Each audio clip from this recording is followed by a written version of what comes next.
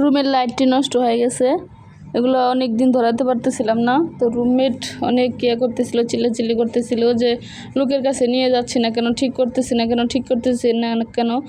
আমার রুমমেটকে অনেক বুঝাইলাম এগুলো ঠিক করতে বাইরে যাইতে হবে না, এগুলো টুকিটাকি কাজ আমিই পারি, কারণ আমার ভাইদের কাছ থেকে শিখেছি আমি। আমার ভাইরা যখন লাইট বা কোনো কিছু ঠিক করতো, তো আমি মূলত ওদের সব কিছু আগায় দিতাম, টেস্টার, তারপরে হচ্ছে যা কিছু লাগবে লাইট দ্বারা, রাত্রে ঠিক লাইট দ্বারা, এই জন্য টেস্টার নিলাম, কস্টেপ নিলাম, দুইটা দিয়ে ঠিক করব।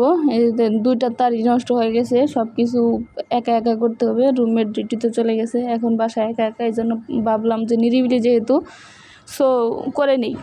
তার জন্য এই যে প্রথমে দেখেন লাইটিংগুলো চেক দিতেছিলাম যে কোথায় ছিঁড়ছে বা কোথায় কি হয়েছে, সুইচের সমস্যা কিনা, এগুলো চেক করলাম।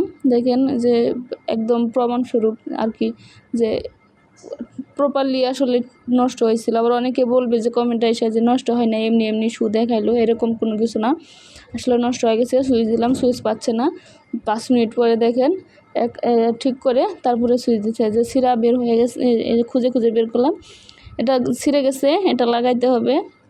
এই যে একটা ছিঁড়ছিল, এটাও লাগাই দিছি। এগুলো সুইচ কেমনি ছিঁড়ছিল বুঝতে পারি নাই, হয়তো বা টান লেগে বা ইঁদুরে খাইছিল কিনা। তো এই যে ফাইনালি দেখেন এত সুন্দর লাইটিংগুলো কিনে তারপরে ফেলে রাখা, 3-4 মাস যাবৎ ফেলে রাখছি, ঠিক করতে পারতেছি, মানে ঠিক করার জন্য অলসতা লাগছিল। তো আজকে লাস্ট বের করে ফেললাম, শুক্রবার তো বসিয়েছিলাম তার জন্য। এটা পুরাটা একদম কমপ্লিট, রুম তো সাজানো হয়ে গেছে। Thank you.